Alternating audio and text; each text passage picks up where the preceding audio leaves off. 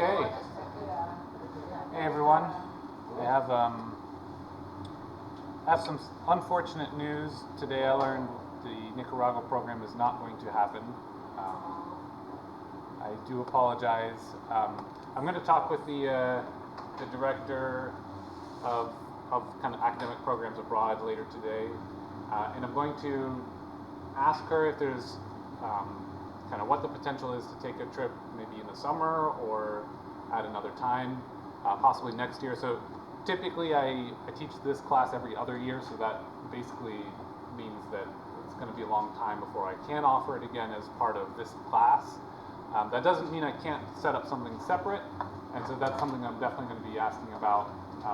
I really feel strongly that this is in the interest of LSU. I ran into the College of Engineering's dean the other day in the hall, and she was really excited about it. I really think this is something that we should do, and that the situation with everybody being afraid of COVID and of lawsuits, and the director is in this brand new position, kind of delayed my application, delayed all sorts of things. I understand the decision and I respect the decision, but obviously I wanted to go, and if it was up to me, we'd go, right? So I'm going to see what I can do. I'll let you know if another opportunity comes up. Ideally, I could offer it to recent students or current students alike, if I can do something. So anyway, if I find a way for you to kind of support the cause, I'll let you know. Perhaps a bunch of letters from students just demonstrating interest and willingness to take risks and all that might help for future efforts. But at this point, I just need to talk with the director for some more info. And I guess one thing I'm going to ask is perhaps I can go on my own, in which case I could probably do some sort of kind of a live stream journal or something if I have enough internet access, kind of as a scouting trip. So maybe I can share a little bit more with you. Today I was digging through some Facebook photos back from, I guess, 9 or 10 years ago now, from last couple times I was there. My professor, my PhD advisor, went with us. He's this guy here. So that was kind of fun. This was one of the places we visited there on the left. San Cristobal is kind of a crater lake there. It's an old volcano, and you kind of see if you just pan to the right of this picture, you kind of see essentially that down there. And young Sam over there. Okay, so anyway, I'm very sorry. I wish that could be different. Maybe I'll try to sprinkle in a few photos here and there if that's interesting, or maybe if you're just like sick of hearing about it and the disappointment, then maybe I won't. So let me know. Regardless, I am going to try to keep introducing kind of the relevant experience, the technologies, the culture, all that sort of stuff. And I do plan to have our new faculty, Aaron Bivens. He actually also spent, I think, about a summer down in the same place in Nicaragua. I probably told you already. He's more of a microbiologist, so I'm planning to have him give a guest lecture for you guys, share some experiences from his time in India as a Fulbright scholar, as well as Nicaragua. So look forward to that, and I'll see what I can do as far as future plans. I really don't want to wait 2 years before I make a trip like this, so let me know if you have any specific comments or feedback. Shoot me an email. Definitely be happy to hear it. Perhaps I'll have a little written thing in class for you to give me some feedback later. So that's the sad news. Today I wanted to continue the sedimentation talk in a sense and talk about how we improve sedimentation, and that would be by coagulation. So we talked about it last time, but essentially many of our target organisms, pathogens, contaminants are going to be much smaller than what's going to sediment within a reasonable amount of time. We did that problem and we said maybe stuff down to 10 or maybe 5 microns might settle in the span of a day or so, that, you know, on the scale of hours, depending on the density and all that. And so maybe that does a decent job with some of the pathogens, and even just letting the water sit there for a while can deactivate some pathogen issues. But certainly the bacteria and the viruses, it's not effective just as it stands. So that's why we want to add a coagulant. We see a picture here of getting this dirty water. You add some of this nasty orange alum, makes it look really awful. But then what happens is that coagulates, form a lot of flocks, so larger particles sticking together, and then once you pour that water out, collecting the coagulated stuff there, separately, you can get pretty nice, cleaner water, right? So that's common in our drinking water treatment. If we're ever treating surface water, we almost always use a coagulant to supplement our sedimentation or sometimes filtration. We'll talk about filtration next time. But I want to kind of go back over the mechanics of how the coagulant works, so that then we can talk about the different strategies we can use, perhaps in a development context. Which, you know, one of the kind of sustainability coagulants that's pretty commonly known is essentially a product of seeds from a tree that grows in kind of tropical areas quite commonly across the world.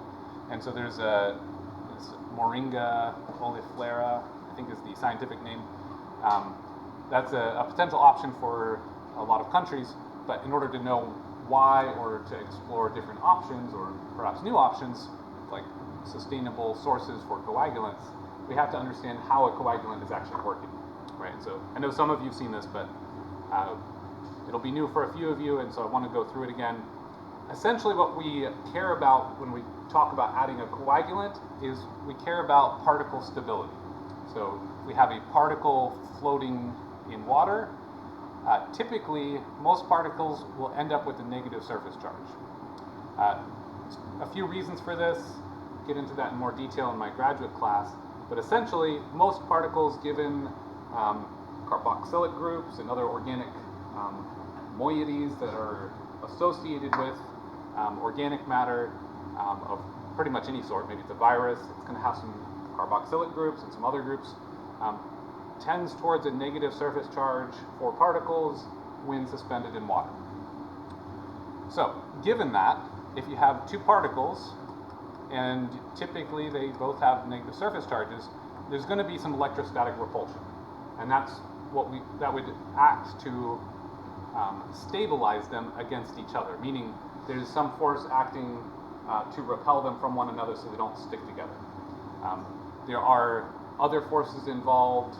If you get them close enough, you'll get the van der Waals forces and some other ones that can cause them to stick.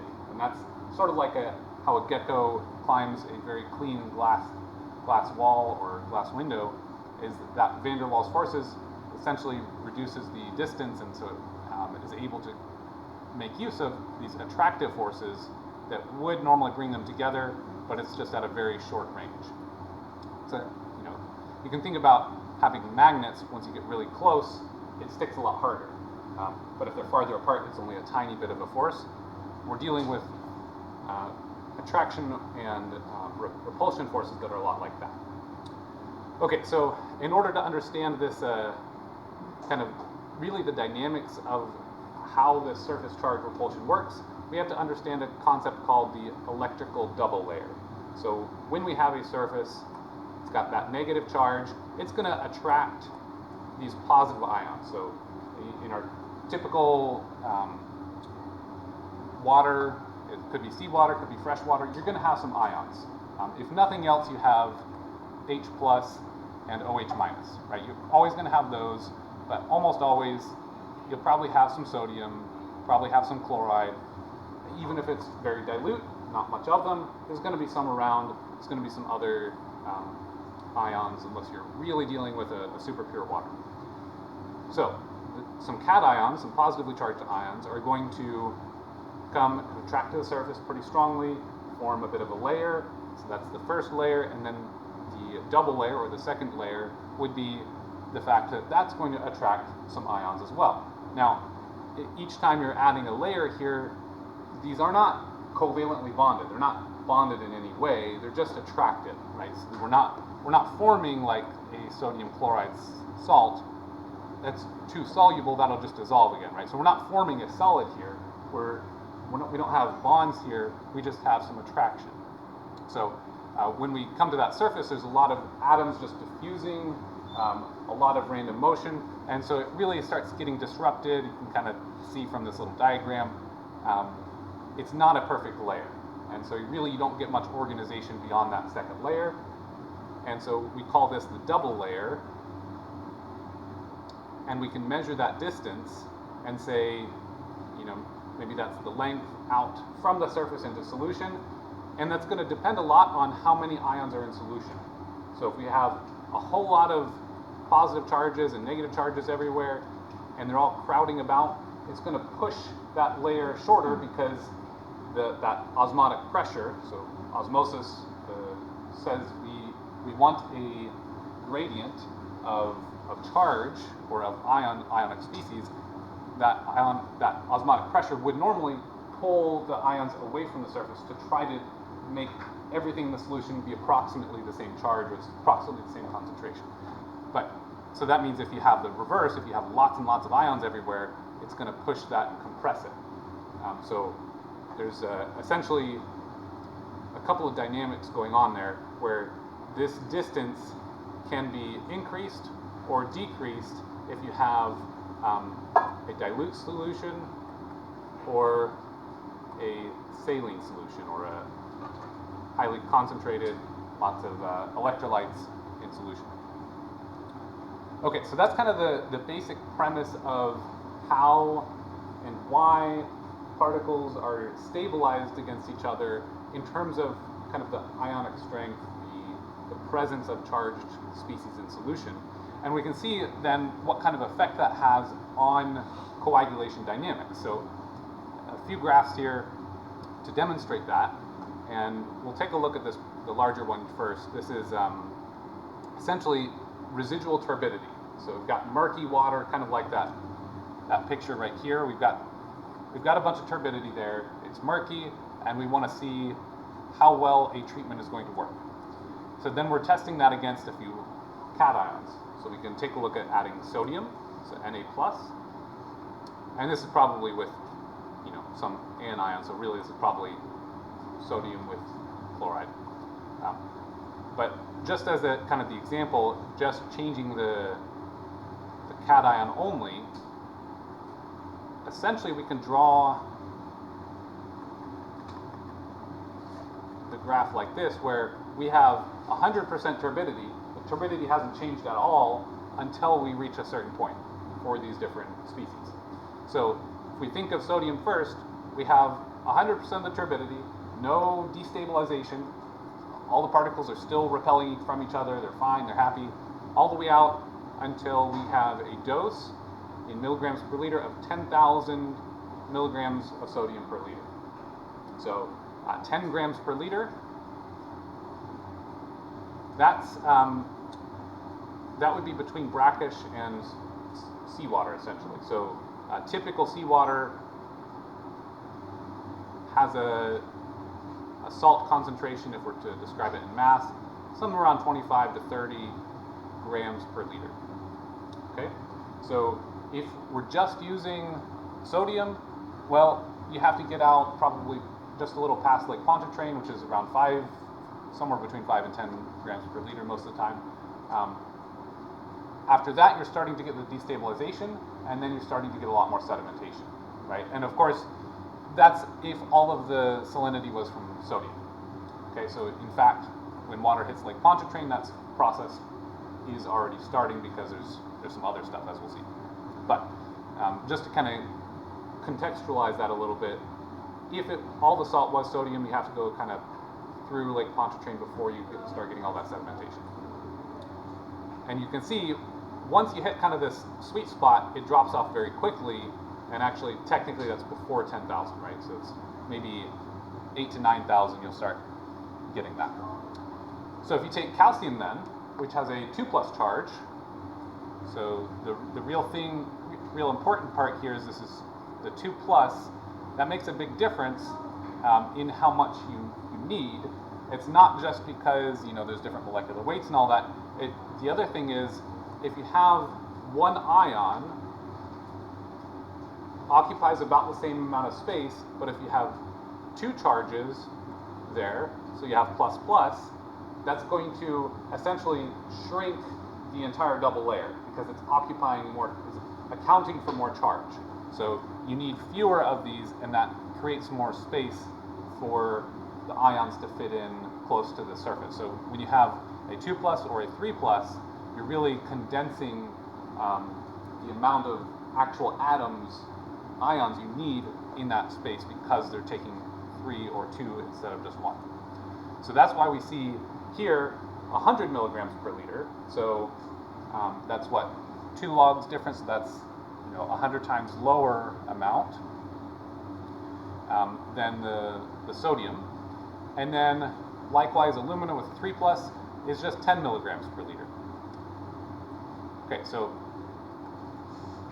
looking at that, it becomes really obvious what kinds of materials we're going to want to use for coagulation if we're doing kind of this ionic strength approach. And that's going to be something with aluminum, pretty much, assuming aluminum is available and we can do some chemistry with it, which we can't. So another explanation here, so that's kind of looking at if you just put this stuff in water, what happens, when does it happen, how much concentration do we need before stuff happens. Well, we can also take a look at how far into solution that electrical double layer goes. So if we have this negative surface, it's positive ions and negative ions, and we're measuring how far in effect is that electrical double layer. This is typically going to be something like nanometers away from the surface. Well, that's what these two graphs are showing, and it's like right here we have sodium, it's a Z is +1, and then this one is calcium, we have 2 pluses, and then this line would be something like aluminum, 3+. So really what it's showing is we have some voltage we can measure. That's the that charge. We're measuring literally that charge. It's kind of like we're measuring that surface charge extended out into solution. It's not quite the same as measuring directly, but it's an approximation. So essentially what we're saying is, for the sodium case, given some dose, some amount of this sodium, that charge can be seen all the way out to, let's say if we're saying 40 millivolts of the charge, all the way out 20 nanometers into solution. Whereas if you have the same amount of aluminum, it only goes like 8 nanometers into solution. So you can see that we can measure that difference, that length scale for how far away is your stiff arm from your neighboring ion or particle, right? So that's kind of the deal. It's like that you want social distancing, that's particle stabilization, but then if you're gonna, what we really want is everybody to be happy and healthy and hugging each other in terms of the particles, right? So we want destabilized particles.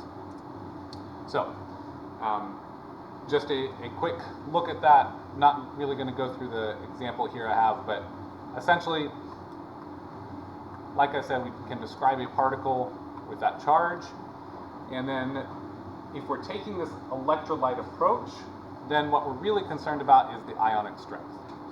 Most likely you've seen this before. Ionic strength is 1/2 times the sum of the concentration of the species times its charge squared. So that would be, if you had magnesium chloride, you have to find, you could say, let's say we dissolve 100 milligrams per liter of magnesium chloride in solution, then we have some amount of a molar concentration of magnesium. And I'm just going to say I'll say that's X, and then we'll say we also solve for the Cl- concentration, we'll call that Y. So then our ionic strength is going to be equal to 1/2 times x times its charge, that's 2 plus, squared. And then we're going to add the next component, that would be y, times its charge, which is -1 squared. So the squared gets rid of the negative, so we can keep it all positive there. And that's going to give us our ionic strength. Maybe you could also include H plus and OH minus, but unless you have a very dilute solution, those tend to just be rounding errors. So we're just not going to worry about that. So that's kind of just the basics. I wanted to kind of highlight that real quick. And so we can check with the ionic strength instead of like thinking to ourselves, okay, how much of it is in aluminum and how much of it is calcium, how much of it is sodium.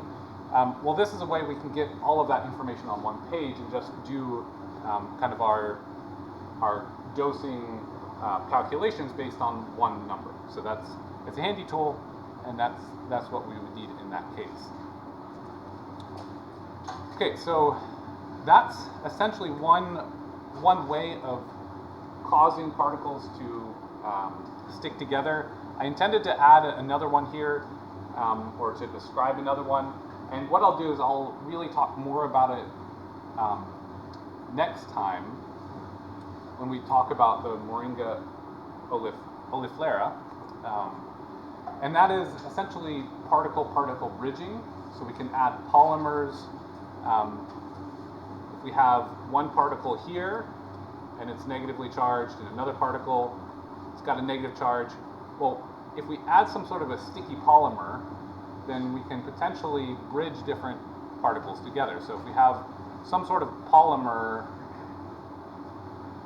that maybe has a few positive charges on it, or something that is reasonably attractive to these particles, maybe it has two ends, each with some positively charged functional groups, then we can get this particle to stick and this particle to stick, and then both can be settled out, or essentially bridged in this manner. Even though they would repel each other, they are now attached together and are going to act like one particle. So that's one concept. We also, and I'll talk about this a little bit in a couple minutes, again, probably more so next time. But another thing, so this would be particle-particle bridging.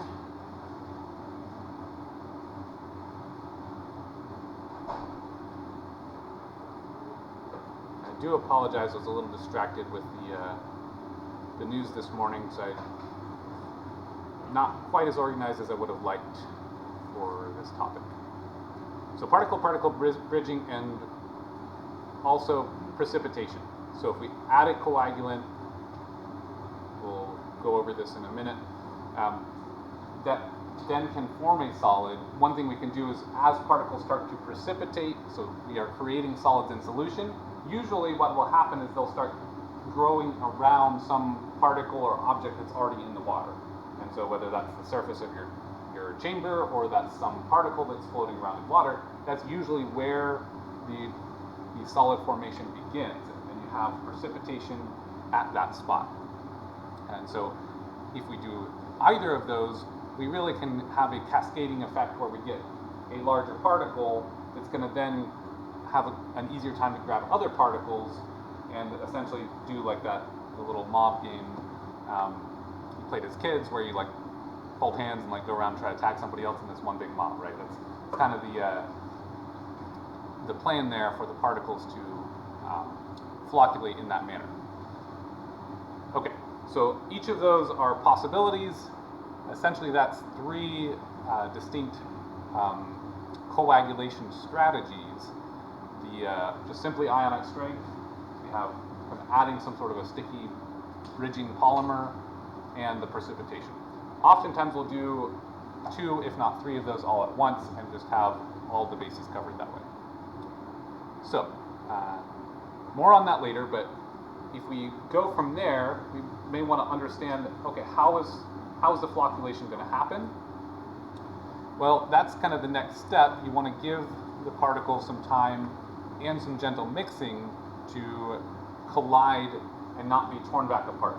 So if I were to do that in my bottle, and we'd have some sort of coagulation, I would want to just have a continuous gentle mixing that's going to keep fairly laminar flow, because if I start shaking it like this, that's what I would do to break apart particles. Let's say I want some powdered Gatorade and I put it in here.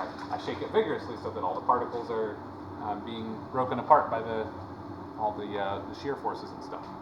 So we need some gentle mixing. Maybe it's just taking a stir rod or something and stirring a bucket. Whatever the case, we can calculate that, the energy we put in that way. But essentially what we're doing is we're going to try to decrease the number of particles, which means the size is increasing. So every time we take two different particles, or let's say even three, and we transition that into one particle that's made out of the three of them, our number initially was 3, and then the number final was 1, and maybe that's per liter or per milliliter or something. We'll say milliliter. So we have 3 at first, and then we go down to 1, and then the size essentially, that's 3 times the volume, right? So the volume of one particle, let's say, is 1, and now the volume of the new particle, I'll call it an aggregate, equals 3. If we started with 1, let's say, I don't know, micrometer squared, or cubed, I mean, probably not realistic, then that would become 3 micrometers cubed, 3 cubic micrometers, or whatever, just as an example. So that's kind of the principle, and that also means the diameter then is changing, and if we assume that volume all goes into a new spherical particle, not a perfect assumption, but like we said last time, it's reasonable enough to get a good idea for sedimentation. Then we can say, oh, well, that diameter is changing with some relationship to the volume, and we could calculate that as well. So all that to say, essentially what we want then is to stir that slowly, get the particles to flocculate until we kind of start seeing fewer, larger particles in solution, and then we give it time to sediment. Okay? So if we were to do this in that kind of 3-pot system, the idea would be we take the first pot, get our water in it, add the coagulant, stir it for maybe 20 minutes, 15 minutes, maybe it would only take 10 minutes, something like that, and then let the process continue like normal. There are some neat technologies. I think Procter & Gamble came out with a little powder packet sort of thing that would add a coagulant and chlorine at the same time. And so you essentially coagulate and stir it around, stir vigorously for a minute to get all mixed, and then stir it slowly, and then just give it 20 minutes. And so you're removing a lot of the particles, and then you're getting, at the same time, you're getting the chlorination occurring in increasingly clear water. And so that's helpful. The chlorine is going to work better if it's not competing with all the particles, and you can get kind of the 2-in-1 approach there. So that's a pretty neat technological approach where you can apply a couple things at once. We'll talk more about that one later, and it's the extent of how much it's applied and kind of the good and the bad of that in another lecture. Okay, so just a little bit about flocculation to understand kind of what's going on. If we have some sort of a particle surface, we can describe how intense the mixing is based on how quickly the water is passing across a surface. And that could be the particle surface, that could be the surface of the vessel or the stirring rod. And essentially what we would say is, if we have some velocity going this way, as we get closer to the surface, that velocity is going to be decreasing because the force of drag is right there, right? So it's higher force of drag. So we can look at, okay, what's the velocity in the chamber, kind of not near a surface, and we can draw then gradient, if I were to, let's say that. So then we have some sort of a gradient where as we go further and further away from our surface, we have essentially delta V per delta Y. So we could describe this mixing intensity as the change in velocity over the change in distance. So that's how we define our mixing gradient, kind of from a theoretical standpoint. We can then describe, okay, how much power do I have to add to this to have the mixing intensity that I want? And really what I want to highlight here is that we have a amount of power you're adding to stir compared to, well, viscosity, but really the volume. So if we have a large chamber, a large jug, we're going to need more stirring power if we're going to have a high mixing intensity. Now we don't really need a super high mixing intensity, but this does go into how quickly they're going to flocculate. So there's like an upper limit that's you can kind of see for yourself what's too fast, right? When we get above laminar flow, something that's going to break particles apart. So as long as we're below that, the faster we mix, the faster the particles will collide. And if we go above that, then we're breaking the particles apart. So I just wanted to highlight this because we can have some understanding of how quickly this reaction is going to happen, and how then we can model mathematically how it's going to happen and how long it will take before we have particles of some certain size. So if we had, again, kind of that example, maybe we have, let's say, 6 or 7 particles in here. They go into one larger particle. We could say that our N naught was 7 per volume, and the N final was 1 per volume. If it's a number concentration, then we can take this this rate equation and say, well, how long does it take before we get X number of particles? Or we can say something about the size, and based on how many particles we ended with. That means that if we write it as N naught over N, that's going to tell us how many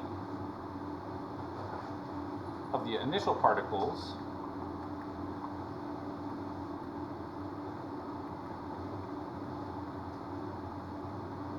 are contained in each aggregate.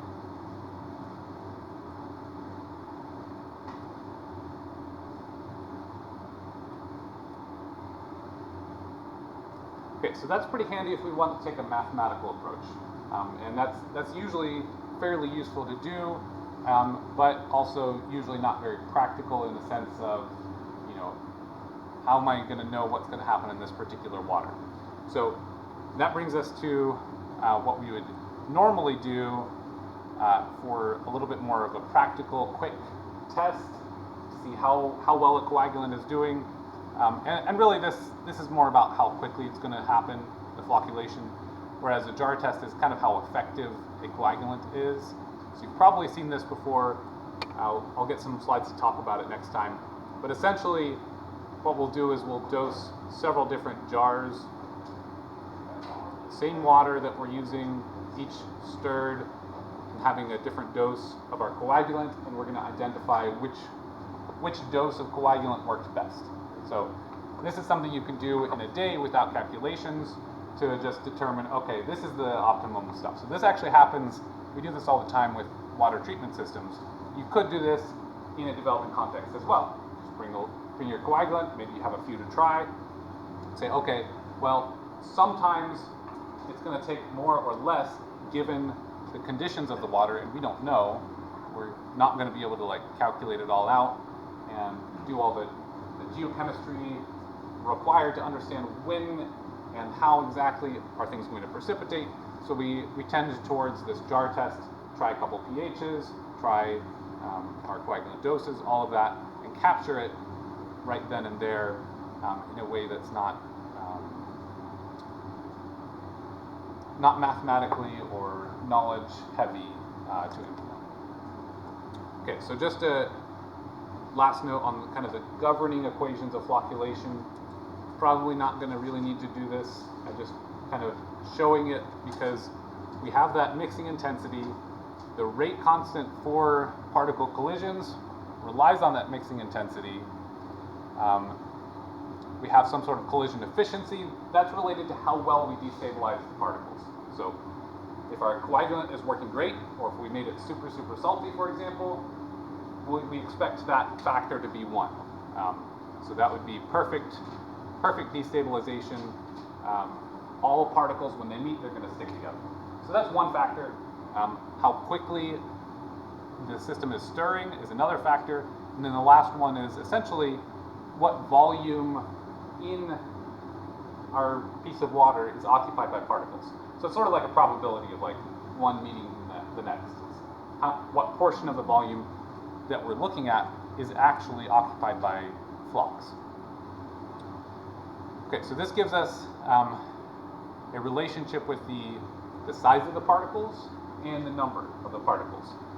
So in terms of controlling these systems, the particle diameter will matter, the mixing intensity is going to matter, and that both of those together, plus a few other calculations mixed in, is essentially going to give us how quickly is this flocculation process going to happen. Okay, so I guess what I'll highlight is, so mixing intensity,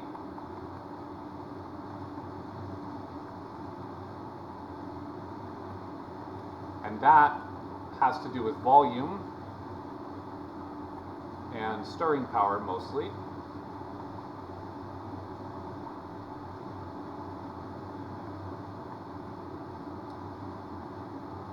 And then the next one would be particle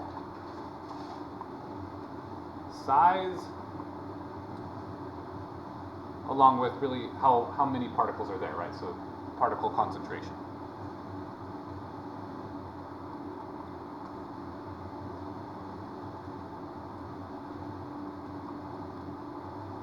So if we want to understand how quickly flocculation is going to happen, if we wanted to design a system perhaps for a community scale, maybe a continuous flow type of a system, then we probably ought to get into this type of a situation. If we're doing straight up point of use in a gallon jar or something, yeah, you might recognize that stirring 1 gallon or maybe a 5-gallon container, that might actually be a little bit of manual labor involved, and a little bit of education to say, okay, well, don't stir it too much, but we do need to stir it for 10 minutes or 15 minutes or whatever. Okay. So I'm going to leave it at that for the moment in terms of any potential calculations. Okay, so for the common coagulants, there's a few that are commonly used, and one thing you'll notice is they're all either aluminum for 3+, or iron in the ferric form for Fe3+. Right? And now we know why. And these are talking about the coagulants added that are going to be acting as the ionic destabilizers. So again, we'll talk more about the polymeric destabilization and the moringa plant next time.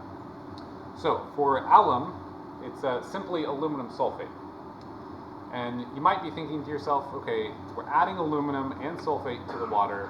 I don't know about you, but I remember when I was growing up, there was a cave system in northern Georgia that I visited, and it was like, don't drink the water. It's like groundwater, so it's kind of clean, but it's got a whole bunch of sulfate in it, and that's going to give you some bad stomach problems if you do. It's a natural, whatever you call it, laxative. That's the one. So it's natural laxative.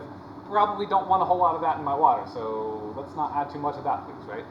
But one thing we notice is the process is designed in such a way where hopefully the aluminum and the sulfate is going to come back out of solution so we don't have to worry about it. So let's take a look at what happens. We have aluminum sulfate, so that's the alum. It's going to react with water, or I guess maybe it's in the aluminum sulfate conjugated with water in the first place, maybe. We're also going to add some sort of a lime, so this calcium here. That's our alkaline agent. So we're essentially adding two things. One is going to be like the coagulant itself, and then we're going to add a second thing that's going to help us precipitate solids, so we're avoiding the problem of making the water salty and nasty, right? So we're adding stuff, but we're going to take it back out. So we're going to add these two solids. They're both going to dissolve. And then what we're going to get on the product side is we're going to have aluminum hydroxides forming solids. We will get calcium sulfate, which I think they're missing a solid here.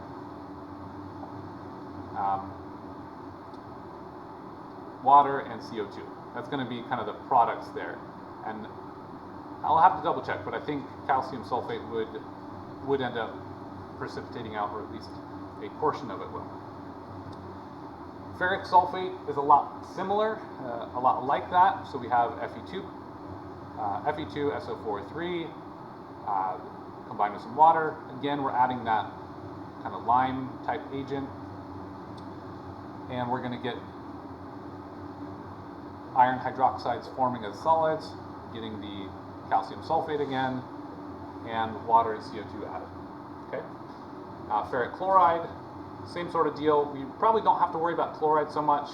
Chloride is often in water. It's not really a big problem.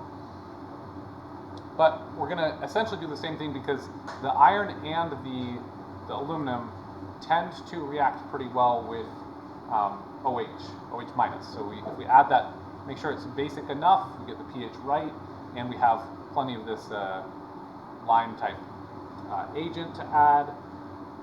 Then here we'll have calcium chloride, and that really doesn't, I guess maybe they're not even showing the correct form, because this should be CaCl2. Cl has a -1 charge, so I think the book here, maybe just shorthanding it, that stuff's going to be there in some amount. Okay, so essentially the process then is we dissolve some stuff, we add it in, and we add in this lime or alkaline agent, and then that's going to allow for, first of all, we will have increased the amount of ionic strength in there immediately. So immediately we'll start having destabilization of particles, and also in short order we'll have those solids start to form, taking advantage of this destabilization condition. We have more and more particles forming just from the precipitation, and they're destabilized in that moment. So you technically could just add table salt and get the same effect, except that you're not going to be able to precipitate it back out in any way, so you're just going to have really, really salty water. Maybe you can get rid of the particles, but that's really not an option, right? But it is important, and it's kind of interesting to think about it in kind of a natural systems dynamics. You go to seawater, you watch what happens with the Mississippi River running into the delta. Like, why we have a delta there is because all these precipitation, all these particle aggregation interactions are occurring there. Okay, so again, these alkaline agents, a couple things for them or about them. So we could use what's called caustic soda. That's this NaOH. So that's sodium hydroxide. That's, it's a bit hazardous. You really don't want to get any solid sodium hydroxide on you, because it's a very strong base, especially not in your eyes. So if you're ever working with it, be very careful. Wear your eye protection. So that will essentially pull out all the water from your eye and cause blindness and stuff. So not a good thing. So it's common enough that we can handle it. We can make it pretty easily. A little bit of a safety concern. So with some education and a bit of safety equipment should not be a problem, but there is a bit of a concern there. Soda ash, I think, is perhaps a bit easier to deal with. Also should be pretty common. Accomplishes sort of the same thing. And the book is kind of highlighting these reactions right there. And finally, lime, so calcium hydroxide. It's a little bit of a safety concern as well, but again, it's not that uncommon to use it, to work with it. Pretty common to have around, even for agricultural purposes. Sometimes you add some lime to your soil to adjust the pH and stuff like that. Okay, any questions on this stuff?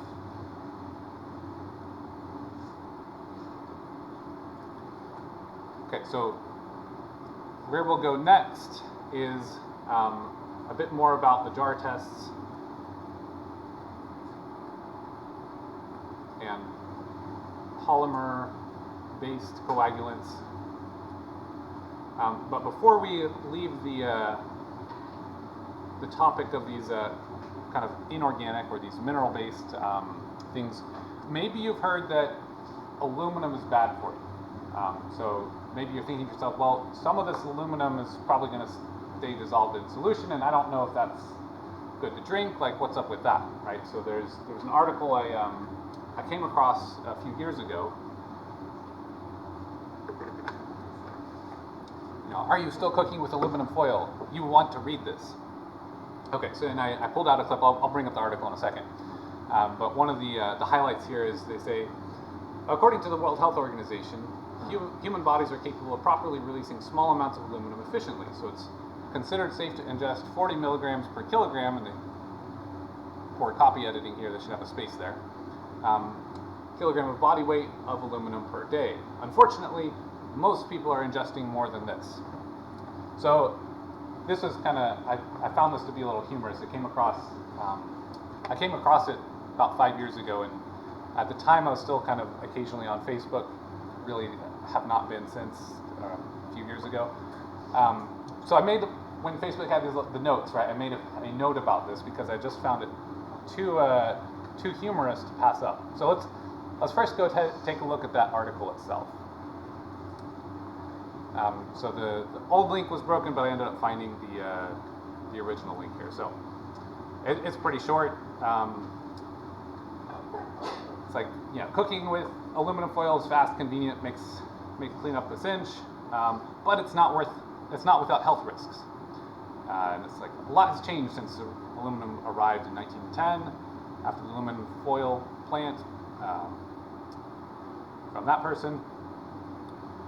And then it goes on to say, okay, we've started using it all sorts of places, in cooking, and we're using tons of it, so much that experts are getting concerned. Because according to research, some of the foil used in cooking, baking, grilling leaches into your food, which can pose health problems over time. Okay, so it might be nice to know which experts, how much is leaching, and what kind of health problems. Might be good pieces of information to know there, I would think. This is a little quote that I gave, and then it continues and says, scientists have been looking for a potential threat of overexposure to aluminum may have on human health for years and have found some disturbing results. For example, high concentrations of aluminum in the brain tissue of patients with Alzheimer's disease. Essentially, they found aluminum in brains of Alzheimer's disease patients. Also, so correlation, no causation implied there. I think the article is so poorly written there. If you haven't gotten the gist, I'm kind of critiquing the article pretty hard here. So I think that's poor writing because they're sort of suggesting causation there. With the studies may or may not have suggested any causation. Also found that aluminum intake may be linked to a reduction of growth rate in human cells. And may be potentially harmful for patients with bone disease or renal impairment. It goes on, it talks about 2012 study, a bit of information, and actually, hey, it links to a study, that's cool. about foil leaching into food. Okay, so goes on about cooking temperature, pH, yes, that's important, salt and spices, all that. Okay, so then they have somebody to give a quote.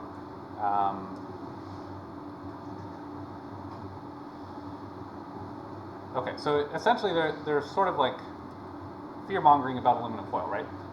So I decided that since I was interested in the topic and whether or not it had any merit, I decided, well, that 40 milligrams per kilogram of body weight, right? So let's say I weigh something like 82 kilograms. If we take a look at 40 milligrams per kilogram, and then we multiply that by 82 kilograms, we can find my safe aluminum intake, right? So, and that's per day. So I could eat some amount of aluminum per day, and bear in mind this aluminum foil here, a fair bit of that is actually aluminum oxides, because any of the stuff that touches the air is going to oxidize really quick with aluminum. So really the mass here is an overestimate of the amount of aluminum that I would take in. But let's do that real quick. Let's take a calculator and see my safe aluminum consumption every day, according to the one number they gave us, that from the World Health Organization, right? So 82 times 40 milligrams. So I could eat about a little over 3 grams of aluminum every day, according to the World Health Organization. So that's, I'll get to my rant in a moment. Thank you.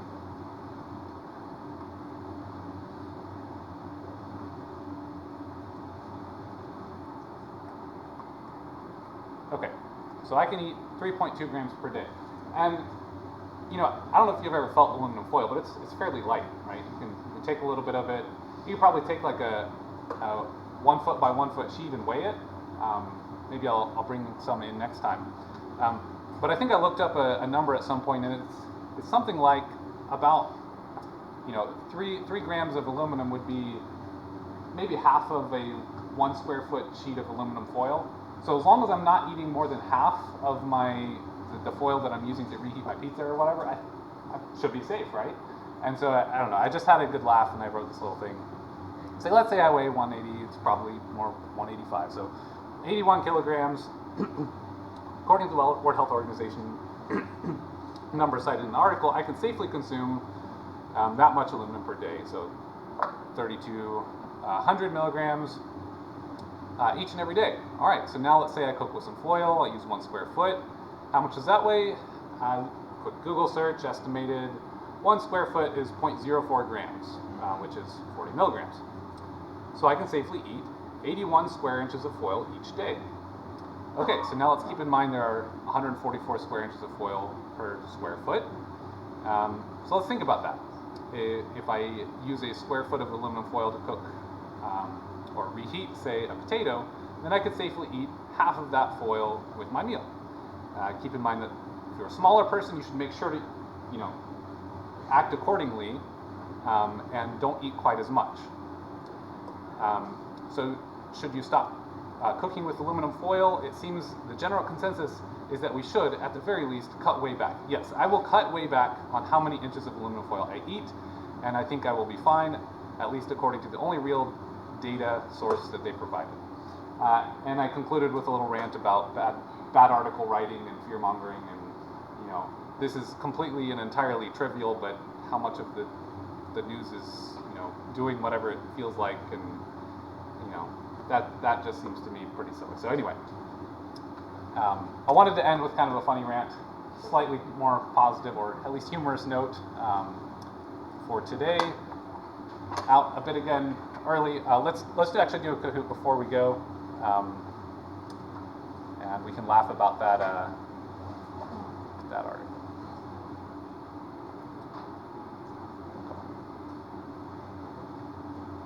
I had it pulled up.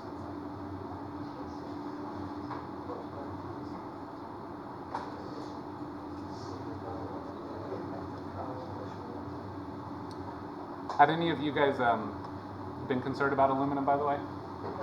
Does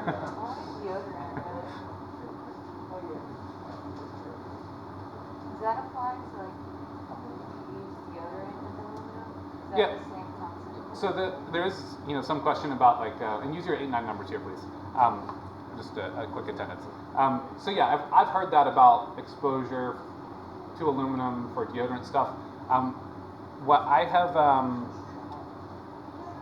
have considered when I thought about it, so I had a medical issue one time where I had a cyst in my armpit. It was terrible. It looked like I was like, that one arm was ripped, but also like completely swollen red and stuff. And my other arm, my left arm was just weak sauce in comparison. But it was really, really painful. And I think I might have been using aluminum-based deodorants before then, and I was like, to prevent any pore blockage in the future, if that was at all a factor, I was like, I'm just going to avoid aluminum stuff because what it's trying to do is block the pores. So maybe there's some health things. I personally have switched my my habits in light of just not ever wanting to deal with that kind of situation again. But I think in terms of the exposure into your human body, like that World Health Org number says, that's going to be a very small amount. So perhaps there's more knowledge to come, maybe a specific type of organic bound aluminum might be a problem or something, but I'm pretty sure that the body is pretty capable of metabolizing it, and that's really what matters. Like, mercury is very hard to metabolize, and it ends up accumulating in fat, so you really don't want any mercury. Or, there's some scale, right? Fish tend to have some mercury in them, so you just scale back the frequency with which you eat them, so your body can slowly metabolize it out and excrete it. It's kind of probably the same principle, and I really doubt deodorant added like that is going to be, because if you look at your deodorant bottle, it's probably like maybe 100 grams of material there. Not all of it's aluminum, and that's not all going into your body in one day, right? A small portion of that is going to be. So that's my opinion. Okay, so I'm going to go ahead and start this.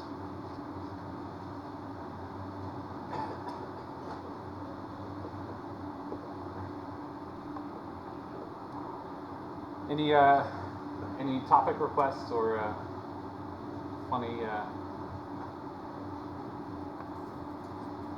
things to share on that note? Deodorant or aluminum? Trying to switch over from non-aluminum can be very bad. Whenever your skin is trying to detox aluminum. Interesting. Okay, so one of you might be asleep, but we'll count it. We're good. All right. Thank you guys. That's all I've got for today. Again, sorry for the bad news. I don't know. Is that you?